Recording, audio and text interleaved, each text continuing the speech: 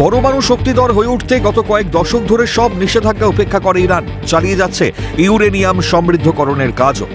শুক্রবার সকালে সেই ইরানেরই বৃহত্তর ইউরেনিয়াম কেন্দ্রে বিমান হানা চালায় ইসরায়েল।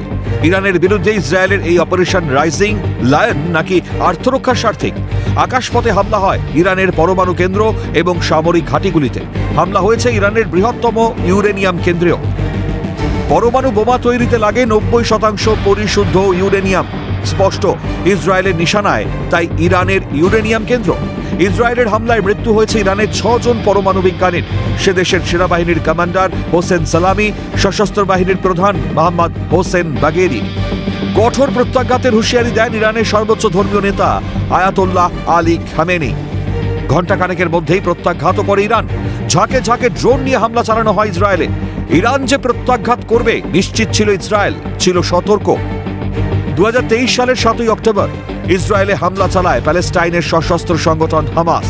হামাসের বিরুদ্ধে তখন যুদ্ধ ঘোষণা করেন ইসরায়েলের প্রধানমন্ত্রী বেঞ্জামিন নেতানিয়াহু। সেই থেকে চলছে যুদ্ধ। লেবাননের সশস্ত্র সংগঠন হিজবুল্লাহ, ইয়েমেনের বিদ্রোহী হুতি গোষ্ঠীও ইসরায়েলের বিরুদ্ধে সংঘর্ষে জড়িয়ে পড়ে। এই বিদ্রোহী গোষ্ঠীগুলোর নেপথ্যে রয়েছে ইরানের মদত। লেবানন ইসরায়েলি সেনার গ্রাউন্ড অপারেশনের জবাবে গত অক্টোবরে ইসরায়েলে ক্ষেপণাস্ত্র হামলাও চালিয়েছিল ইরান।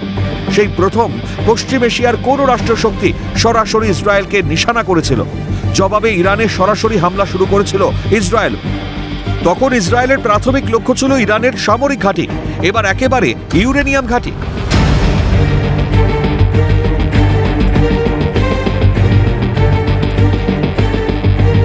ইউরোপে এখনো যুদ্ধে লিপ্ত 2 পরমাণু শক্তিধর দেশ, রাশিয়া আর ইউক্রেনও। শুরুর দিন থেকেই মস্কোর পক্ষ থেকে পরমাণু হামলার হুমকি দেওয়া হলেও রাশিয়া পরে জানিয়ে দেয় ব্যবহার করা হবে না পরমাণু অস্ত্র। বিশ্বজুড়ে এখন যেন যুদ্ধকালীন পরিস্থিতি, নতুবা আছে যুদ্ধ ভাব। সম্প্রতি ভারত পাকিস্তান সংঘর্ষেও মার্কিন রাষ্ট্রপতির মুখে উঠে এসেছিল পরমাণু অস্ত্র ব্যবহারের আশঙ্কার কথা। পরমাণু অস্ত্র থাকাই কোনো দেশের সামরিক ক্ষমতার একমাত্র সূচক হতে পারে না। পরমাণু অস্ত্র ব্যবহারের ক্ষেত্রে কোন দেশ কি নীতি মেনে চলে সেটাও বিশেষ জরুরি। ইন্টারন্যাশনাল অ্যাটমিক এনার্জি এজেন্সি বিশ্বের বিভিন্ন দেশের পারমাণবিক কার্যকলাপের ওপর নজরদারি চালায়।